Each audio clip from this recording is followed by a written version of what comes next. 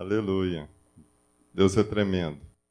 Queridos, o que eu quero compartilhar hoje com a igreja tem a ver com o que nós vamos fazer daqui a pouco, a respeito da ceia. Para isso, se alguém quiser anotar aí, o tema é a última ceia. Não que você vai fazer a última ceia hoje, mas você vai entender por que eu me baseei na última ceia de Cristo com os seus discípulos. Eu sei que é um texto muito conhecido de todos, mas antes de entrar nesse texto propriamente de Lucas, eu queria chamar um pouquinho a atenção para uma exortação de Paulo na sua carta aos Coríntios. Na carta aos Coríntios, ali no capítulo 11, Paulo vai falar sobre a forma que a gente deveria se portar nesse sacramento, a respeito ali da ceia. Parece que a igreja não estava assim muito entendendo as coisas, não estava percebendo muito bem o significado daquela ceia, o quanto que ela deveria representar a vida das pessoas. E aí Paulo vem e faz uma advertência interessante. Está lá em 1 Coríntios, capítulo 11, se não me falha a memória, acho que o versículo 27. Que ele vai lá concluindo, ele fala assim, portanto, é uma conclusão. Todo aquele que comer do pão ou beber do cálice do Senhor indignamente, todo aquele que beber ou comer do pão ou beber do cálice indignamente, será culpado de pecar contra o corpo e o sangue do Senhor. E aí ele fala o seguinte, então examine-se a si mesmo, e então coma do pão e beba do cálice. Pois quem come e bebe, presta atenção nisso, pois quem come e bebe, sem discernir o corpo do Senhor, come e bebe para a sua própria condenação. Então, assim, eu fui pensar, falei assim, puxa vida, Paulo fazendo uma recomendação dessa, acho que a gente tem que entender realmente o significado dessa ceia. Aí o que eu fiz? Falei, vamos meditar então na última ceia. Se ele estava se referindo à ceia do Senhor, Falei, vamos meditar então em cima da ceia. Porque o que a gente quer nesse momento é que ninguém participe isso de uma forma sem o discernimento, sem a compreensão. Porque senão ela traz muito mais malefício do que benefício. E é preciso que a gente tenha essa compreensão desse significado, desse sacramento na minha vida. Amém, meu irmão? Aleluia. Vamos aprender um pouco, então. O texto está lá em Lucas 22, 7. Lucas 22, 7. Eu quis separar esse texto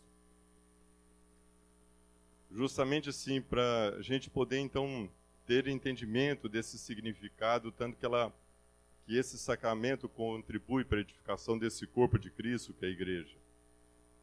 E a gente refletir nesses pontos mais relevantes dessa ceia.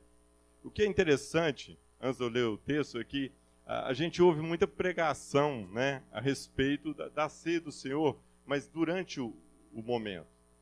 Mas, especificamente hoje à noite, eu quero tratar dos preparativos dessa última ceia. Amém? Então vamos lá. Lucas 22, Lucas 22, certo? A partir do versículo, então, 7, que diz o seguinte, finalmente, chegou o dia dos pães sem fermento. É a Páscoa, viu, gente? No qual deveria ser sacrificado o cordeiro pascual.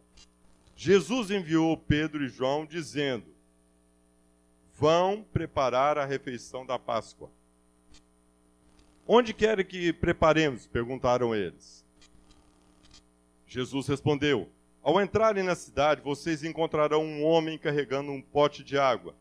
Sigam-no até a casa que ele entrar. E digam ao dono da casa, o mestre pergunta, onde é o salão de hóspedes no qual poderei comer a Páscoa com os meus discípulos? Ele lhes mostrará uma ampla sala no andar superior, toda mobiliada. Façam ali os preparativos. Eles saíram e encontraram tudo como Jesus lhe havia dito. Então, prepararam a Páscoa. Quando chegou a hora, Jesus e seus discípulos reclinaram à mesa. E ele lhes disse: desejei ansiosamente comer essa Páscoa com vocês antes de sofrer. Pois eu lhe digo, não comerei dela novamente até que se cumpra o reino de Deus. Recebendo um cálice, ele deu graças e disse: tomem isso e partilhem uns com os outros. Pois eu lhe digo que não beberei outra vez o fruto da videira até que venha o reino de Deus. Tomando o pão, deu graças, partiu e deu aos seus discípulos, dizendo: isso é o meu corpo que é dado em favor de vocês. Façam isso em memória de mim. Da mesma forma, depois da ceia, tomou o cálice, dizendo: esse cálice é o cálice da nova, esse cálice é a nova aliança do meu sangue, derramado em favor de vocês. Amém. É interessante assim que, como eu falei, muita gente, às vezes a gente ouve, né, sermões e abordagens sobre propriamente a ceia. O próprio discípulo, né, ali, João, ele reserva 3 a 4 capítulos só falando da ceia. Mas eu quero destacar aqui algo especial que ocorreu antes da ceia. A preparação da ceia traz algumas revelações para a nossa vida e para o nosso crescimento espiritual. Certo? Eu vou fazer uma abordagem sobre o que aconteceu. Esses preparativos da ceia, ela traz algumas revelações muito fortes na nossa vida. A primeira delas, a primeira revelação que esses preparativos fazem, ela revela quem é o nosso mestre. Quem é o nosso mestre? Versículo 11 diz o seguinte: e digam, Jesus está falando, e digam ao dono da casa, o mestre pergunta: onde é o salão dos hóspedes, no qual poderei comer a Páscoa com os meus discípulos? Queridos, naquela época era muito comum, né? Quando Jerusalém recebia uma grande quantidade de pessoas, era comum as pessoas, os habitantes de Jerusalém, oferecerem as suas casas aos visitantes. Igualzinho faz aí em beira de praia, né? O cara vai lá, vou ganhar um dinheirinho extra, né? Momento de festa. Época de veraneio, eu vou ganhar um dinheirinho extra. E ele fazia isso, o habitante de Jerusalém, ele emprestava a casa dele, né? Logicamente, em troca, né, de pele de animais, utensílios domésticos. Isso era habitual naquela época. Entretanto, eu quero destacar a forma que Jesus quer ser identificado. Nessa situação aqui, ele não quer ser chamado o maravilhoso conselheiro, Deus poderoso, Pai eterno, príncipe da paz, conforme o profeta Isaías identificou ele. Não é isso? Se você pegar lá no livro de Isaías, ele fala que Jesus, né, o Messias, vai ter todos esses nomes. Em outros momentos da Bíblia também ele é considerado o Filho do Deus Altíssimo. Mas em especial nesse momento, vocês perceberam isso? Vocês vão chegar lá e vai falar o seguinte: o mestre pediu para saber onde que é o local da ceia. Por que isso? Jesus, nesse último momento, ele estaria transmitindo os últimos ensinamentos aos seus discípulos. Ele ia falar sobre o seu sacrifício, o cumprimento da vontade de Deus e o propósito dele aqui na terra. Ele ia ensinar seus discípulos. E não só através de palavras. Esse mestre ia agora também colocar em prática na frente deles como se dariam os ensinos. Ele não usa somente de palavras, mas ele também usa de ações, atitudes. Na ceia aqui, ele faz com que a gente relembre de algumas atitudes que ele teve. Se você pegar lá, a primeira delas, se você pegar lá em Lucas 23, 46, fala de entrega. Jesus prova essa atitude de entrega. Quando a Bíblia diz que ele bradou em alta voz e disse: Pai, nas tuas mãos entrego o meu espírito. E depois de ter dito isso, expirou. Uma outra atitude de Jesus, de submissão a Deus. Lucas 22, 42. Pai, se queres, afaste de mim esse cálice. Contudo, não seja feita a minha vontade, mas tua. Ele dá a expressão, ele mostra também uma atitude de submissão a Deus. Uma outra atitude que ele revela para a gente, está lá em João 13:1, de amor ao próximo, que fala o seguinte: sabendo Jesus que havia chegado o seu tempo, e que deixaria esse mundo e iria para o Pai, tendo amado os seus, que estavam no mundo, os amou até o fim, até as últimas consequências.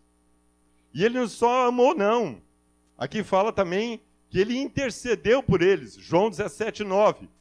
Quando ele roga, ele fala o seguinte ao Pai, né? Rogo por eles, não rogando pelo mundo, mas por aqueles que me deste, porque são teus. Uma atitude de intercessão com as pessoas. Ele também demonstra uma atitude de serviço. Está em João 13:5. Isso é colocado nesse momento da ceia, porque fala assim, Jesus sabia que ia voltar para o Pai e que o Pai havia colocado todas as coisas debaixo do seu poder, que ele viera de Deus e estava voltando para Deus. Assim, presta atenção nisso. Assim ele levanta-se da mesa, tira sua capa. O que representava a capa, gente? Autoridade. Jesus tira sua autoridade, né? Ele tira sua capa, demonstrando que está tirando ali sua autoridade, porque ele vai exercer um outro tipo de autoridade, de serviço. E coloca uma toalha em volta da sua cinta, e depois disso ele derrama água numa bacia, começa a lavar os pés dos seus discípulos, enxugando com a toalha que estava na sua cintura. Ele demonstra cabalmente. Ele tira então agora, né, a sua capa, a sua autoridade, e vai vestir agora uma outra roupa de servo. Coloca uma toalha na sua cinta e vai lavar os pés dos seus discípulos. E o que eu achei interessante aqui nesse particular? Vamos lembrar desse episódio? Vamos? Jesus vai lavar o pé de Pedro. O que ele faz? Toma aqui, ó. Já lava. Foi assim que ele fez? De jeito. Não. Quem é o senhor para fazer um trem desse comigo? De maneira nenhuma, Jesus. Você vai fazer isso comigo. Vamos ver a resposta? E isso aqui é importante para a gente entender esse momento da nossa ceia, meu amado. Jesus fala assim para ele, olha, se eu não os lavar, presta atenção o que ele vai falar para Pedro. 13:8. Se eu não os lavar, você não terá parte comigo. Quer rejeitar? Quer rejeitar Jesus assim, essa atitude de Jesus de servo? Pedro, se você fizer isso, Pedro, você não tem parte comigo. E aí Pedro vem e fala, não, senhor, então me lava como um todo. Outra atitude de dedicação à obra de Deus. Isso é importante. Atitude de dedicação à obra de Deus. João 17:4. Ele diz, eu te glorificarei na terra, completando a obra que me deste de fazer. Deus, eu vou te glorificar, fazendo aquilo que me deste para fazer. Amados, a Santa Ceia nos lembra desse compromisso que nós devemos ter com o mesmo sentimento que houve em Cristo Jesus. Porque ele tinha a natureza de Deus, mas a Bíblia diz que ele não tentou ser igual a Deus. E mais, ela revela que, ao contrário, ele abriu mão de tudo que era por direito. E tomou a natureza de servo, tornando-se semelhante a homens. E a Bíblia ainda fala que ele ainda vai mais ainda. E nessa condição humana, ele foi humilde e obedeceu a Deus até a morte e morte de cruz. Filipenses 2, 5. Nesse sentido, quando nós tomarmos essa ceia hoje, que ela nos comunique a mesma natureza de Cristo, para que a gente possa tomar parte desse ministério de vida e que a gente conclua a obra redentora de Deus na nossa vida. Amém? Primeira revelação. Jesus é o nosso mestre. Alguém que falou, mas alguém que fez e nos deu um modelo de vida e nos orientou de como proceder. A segunda coisa que eu queria destacar, a segunda revelação que vem nesses preparativos da ceia, está lá no versículo 8 de Lucas. Revela a nossa vocação. Certo? No preparativo ele revela que é o mestre, mas agora ele vai revelar da nossa vocação, e eu vou te provar por isso. Versículo 8 fala o seguinte: Jesus enviou Pedro e João, dizendo: vão preparar a refeição da Páscoa. E ao entrarem na cidade, vocês encontrarão um homem carregando um pote de água.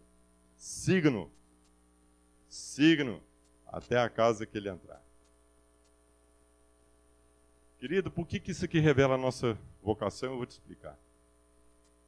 Para um ser divino, criador do universo, conhecedor de todas as coisas, aparentemente, vou ser sincero com você, não faz o menor sentido essa ordem de Jesus.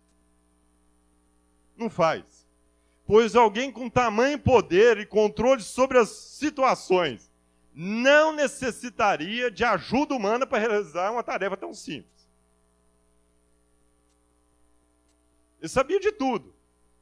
E ainda precisava, vamos lá? Não precisava não.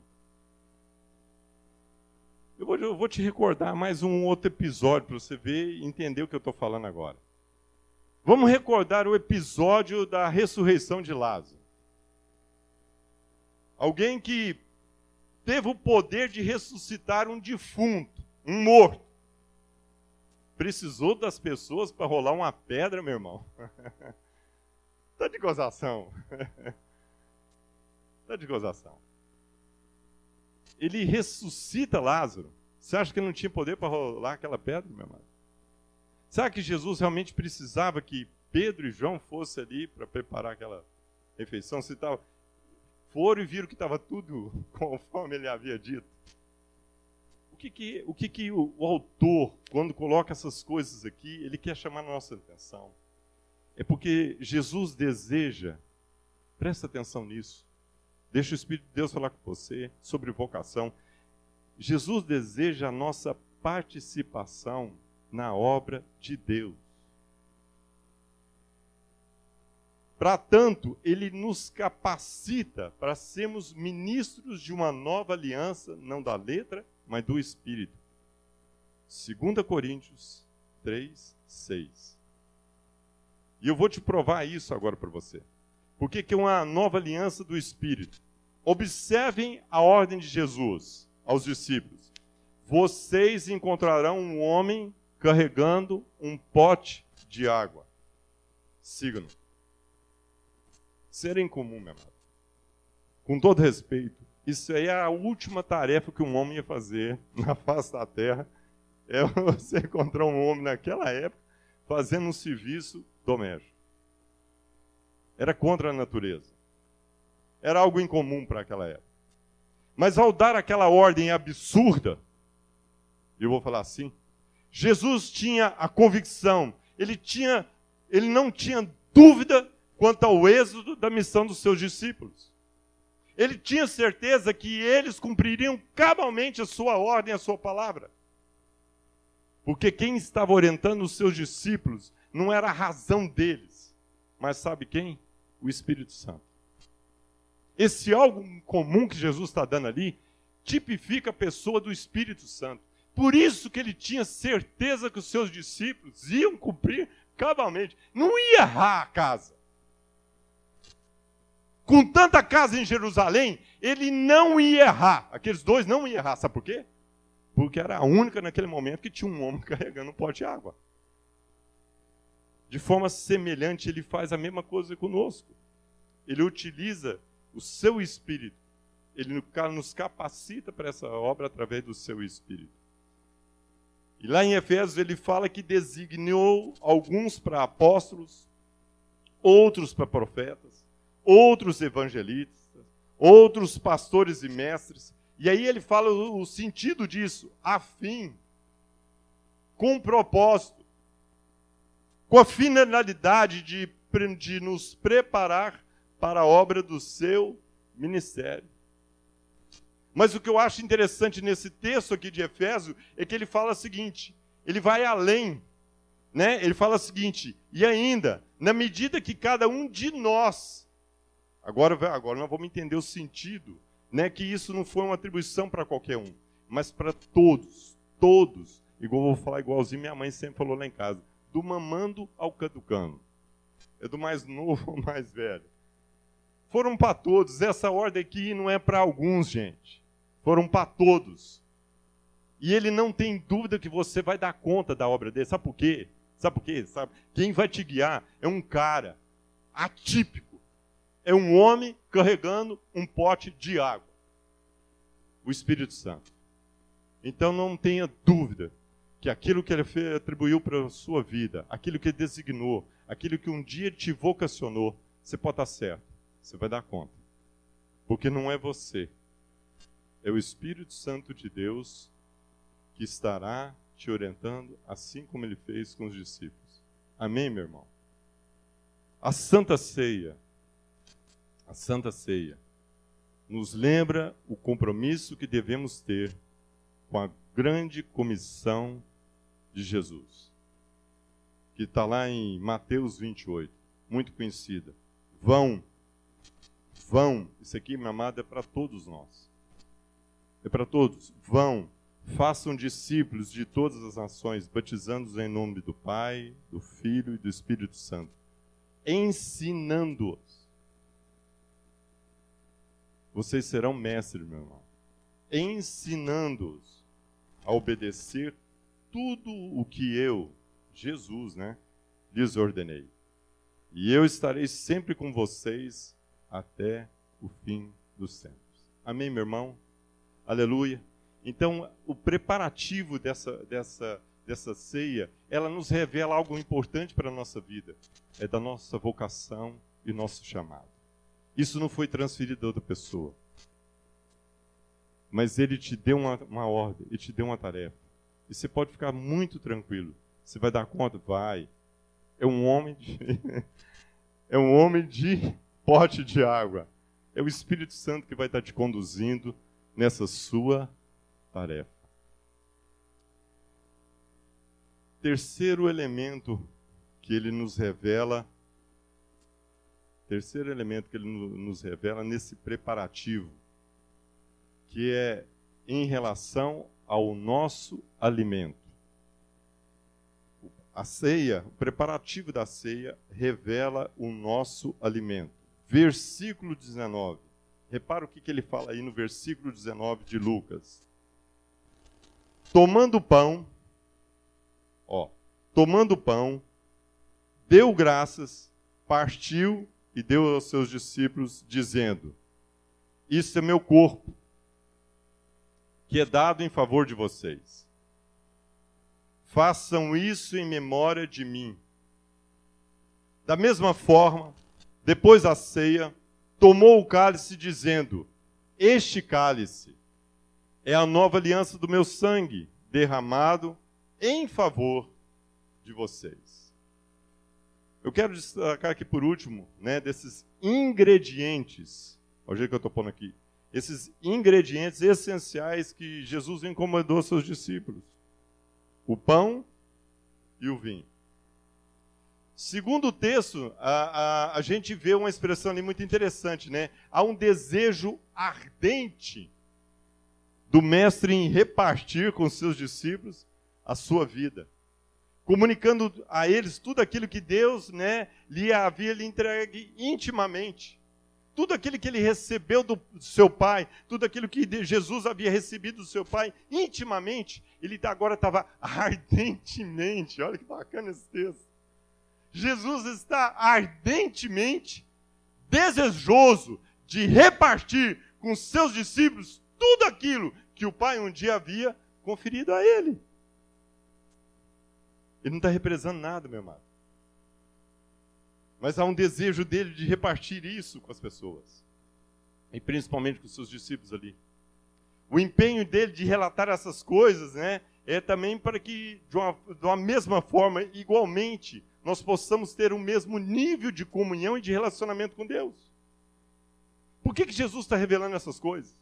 Muitas vezes a gente está desejoso. Deus, fala comigo. Eu gostaria de tanto ter uma vida de poder, de intimidade. Então, pronto, meu querido. Aprende com Jesus. Ele mesmo revela a nós toda essa intimidade do Pai. Ele nos dá a mesma condição. Ele está desejoso para que nós tenhamos a mesma intimidade que ele havia com o Pai. E para isso, olha que interessante. Você quer ter intimidade? Quem quer? Quer ter intimidade com Deus? Presta atenção. Lá vem Jesus ensinar a gente. Para isso, ele pega 2 ingredientes claros, específicos. Primeiro, ele utiliza, primeiramente ele utiliza o pão, simbolizando o quê? O seu corpo. Não é isso que ele fala? Este é o meu corpo, que deveria ser repartido, presta atenção nisso, que deveria ser repartido antes de ser comido. Segundo o texto, está muito claro isso aí, essa ordem está muito clara, não há dúvida. Segundo o texto, Jesus toma o pão, dá graças e depois parte para servir os seus discípulos. Sendo que ele fala o seguinte, olha, façam essa atitude em memória de mim. Toda vez que você fizer isso, você se entregar, você se dar, faça isso em memória de mim. Então quero te falar um negócio, meu amado. O pecado é comer antes de repartir. E a santidade, você quer ser um cara santo, é repartir antes de comer. Mas às vezes a gente pensa, primeiro vamos resolver a nossa necessidade, vamos resolver as coisas nossas primeiro. É na verdade. E o que Jesus está falando aqui é uma coisa diferente do que nós fazemos. A santidade é um repartir antes de comer. Ele se entrega, ele se entrega totalmente aos seus discípulos. Esse é o meu corpo. O pão é aquilo que nos alimenta e sacia a nossa fome. Semelhantemente, meu amado, a palavra de Deus é a comida diária que nos supre de todas as necessidades. Você quer ser um cara satisfeito, bem resolvido, que não tem falta de coisa alguma, que não tem fome, não sente falta de coisa alguma? Você quer? Então eu vou te falar um negócio. Há um pão diário para a sua vida. Se alimente de Jesus diariamente. Esse é meu corpo. Esse é o meu corpo que eu entrego para vocês. E essa comida diária supre toda a nossa necessidade. Mas olha que interessante. Tem um segundo elemento. Da mesma forma, o texto fala assim, olha, da mesma forma, depois de comer o pão, Jesus toma o quê? O cálice de vinho e diz que o mesmo representava o seu sangue derramado em favor deles. Esse é o cálice, esse cálice, é o meu sangue derramado em favor de vocês. Símbolo de uma nova aliança, onde ele daria sua vida em favor de todos. Na época, a Páscoa, os judeus celebravam a libertação deles da escravidão do Egito. De forma semelhante, meu amado, a ceia é o momento que nós celebramos, mediante o sacrifício de Cristo, a nossa libertação permanente do pecado que nos escravizou e separou de Deus. Amém? Nós somos libertos do nosso pecado através desse sacrifício de Cristo. Esse é o sangue.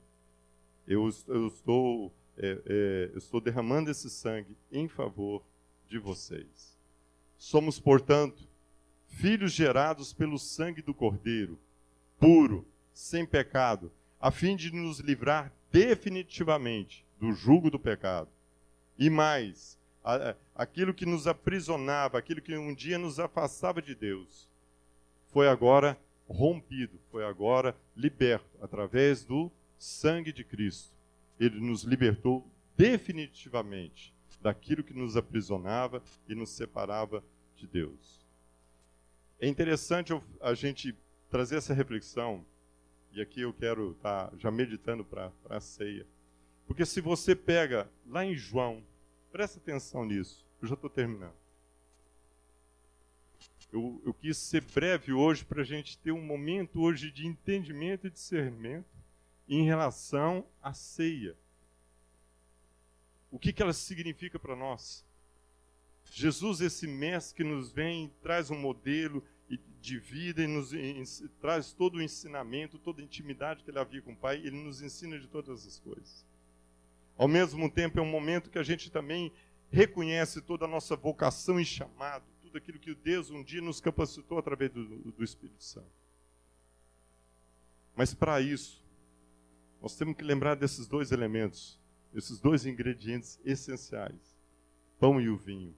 E por que eu estou falando isso? Porque quando você pega lá em João 6, 53, Jesus está falando justamente, né, desse momento lá com os discípulos.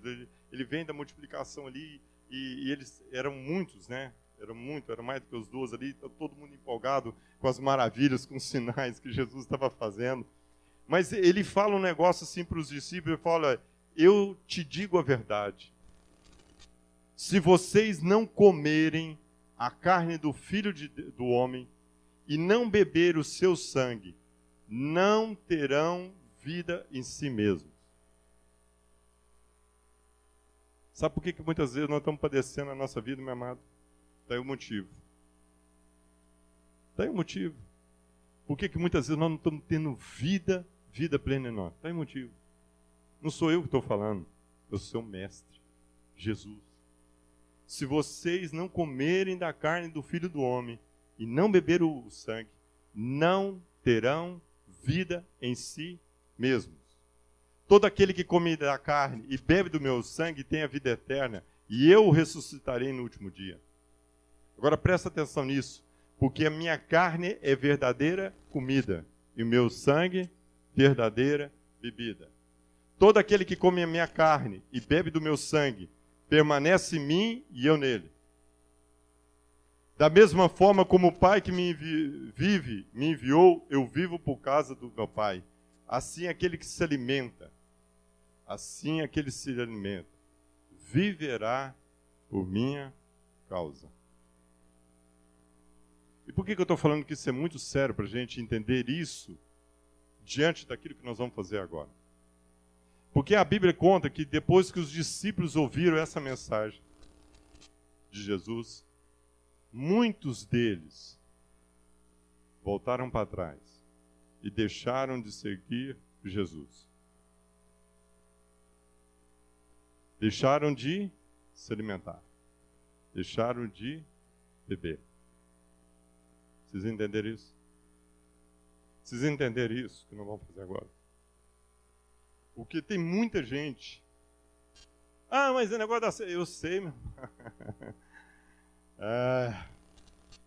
As coisas espirituais revelam muitas coisas naturais mesmo. A gente vai ficando frio com as coisas de Deus. Deixa a palavra dele de lado.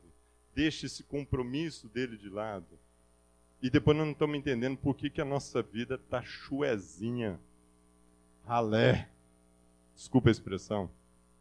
Mas está aí o motivo.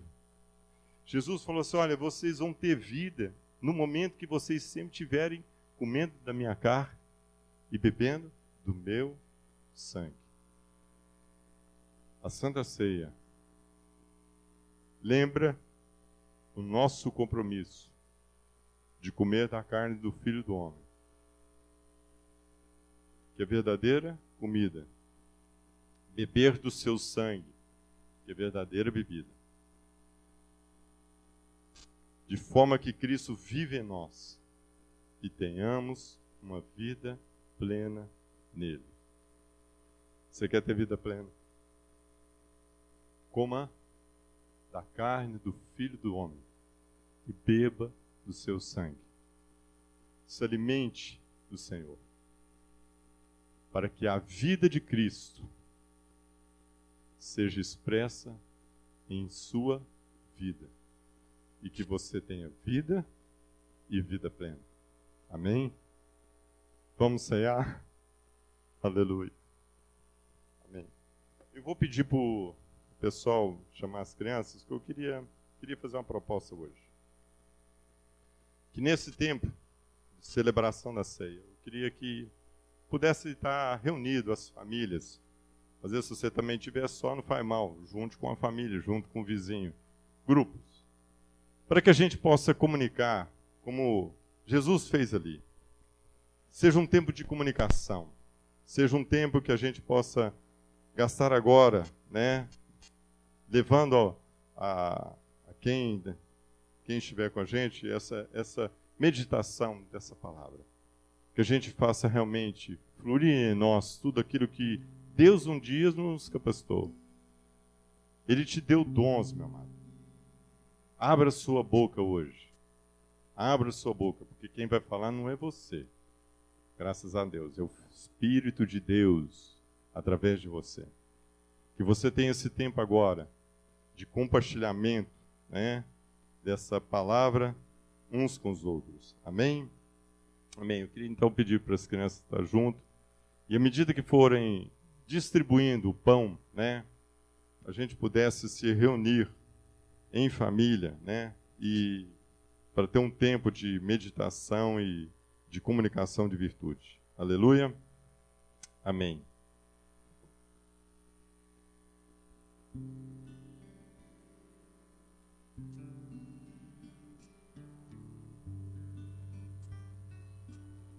Pode servir.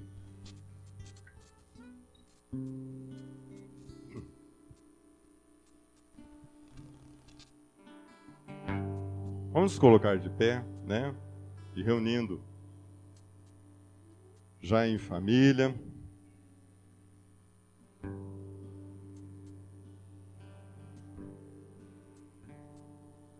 Vamos aguardar todos serem servidos.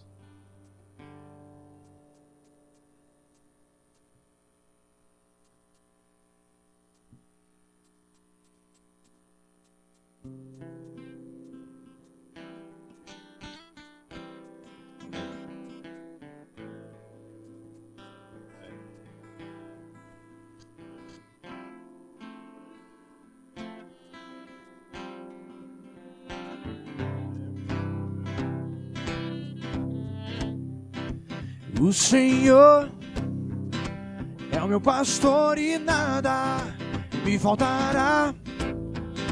Ele nos faz deitar em pastos verdejantes. No tempo da seca, Ele nos guia na direção. Está se vindo. Só Ele conhece. Aí, ó. Todos já foram servidos? Quem não foi, levanta a mão. Se não levantar a mão, porque todo mundo já foi servido. Então presta atenção. Olha o que nós vamos fazer. Paulo fala o seguinte: pois eu recebi do Senhor o que eu lhes entreguei. Amém? Nós recebemos. O que nós vamos oferecer hoje, a quem está no nosso lado, a comunicação que nós vamos fazer, é algo que nós recebemos primeiro, sabe de quem? De Deus. Você tem consciência que você recebeu algo de Deus? Fala para mim, tem ou não tem? Ou tem gente que tem dúvida ainda? Se tem dúvida, nós dá ajuda, viu, meu irmão? Mas se você não tem dúvida daquilo que Deus fez na sua vida, daquilo que Ele já projetou na sua vida. Presta atenção, abra sua boca hoje e faz o que Paulo fala aqui, porque o que eu também lhes entreguei, o que eu recebi, lhes entreguei, que o Senhor Jesus, na noite em que foi traído, tomou o pão. Vamos fazer algo aqui primeiro. Tomou o pão e, tendo dado graças, o partiu e disse: esse é meu corpo, que é dado em favor de vocês. Façam isso em memória de mim. Amém? Então nós vamos repartir. Mas primeiro, sabe o que nós vamos fazer? Nós vamos dar graças a quem nos deu primeiramente. Deus, Cristo Jesus. Aleluia. Pai, muito obrigado, Senhor, por esse discernimento que o Senhor nos deu a respeito do teu corpo. Hoje, Pai, nós estamos aqui, simbolicamente, repartindo esse teu corpo. Mas na consciência, Senhor, de que nós recebemos primeiramente do Senhor tamanho benefício e acesso. O Senhor se fez pecado por nós. O Senhor nos redimiu de todo o pecado. Uma vez que o Senhor fez tamanho sacrifício em favor de nós. Por isso, Pai, nós te agradecemos pela tua palavra, que é viva e eficaz. E é essa palavra, Pai, que o Senhor comunica ao nosso espírito, ao nosso coração, é que nós queremos agora declarar aos que estão conosco, Senhor. Façam isso em memória de Jesus. Amém? Amém. Reparta agora com seu irmão, tá? E ministra para ele uma palavra.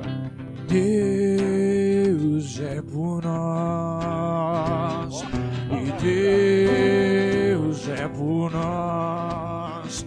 E ainda que andemos pelo vale da sombra da morte, não temeremos o mal. Nós viveremos um livramento. É por nós, Deus é por nós. E quem será contra nós? Se não há força igual, nem no céu, nem na terra, nem debaixo dessa terra, que possa dizer não, se o nosso Deus nos disse sim.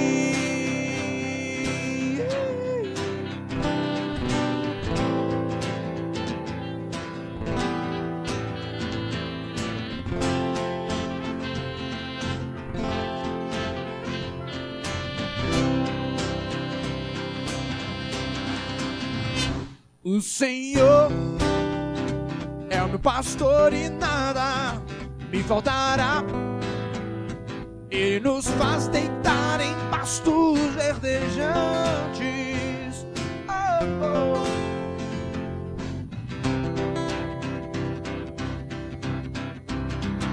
Ele nos guia na direção das águas bem tranquilas, mesmo que o mundo esteja em ondas agitadas. Conhece o caminho dessas águas. De Deus,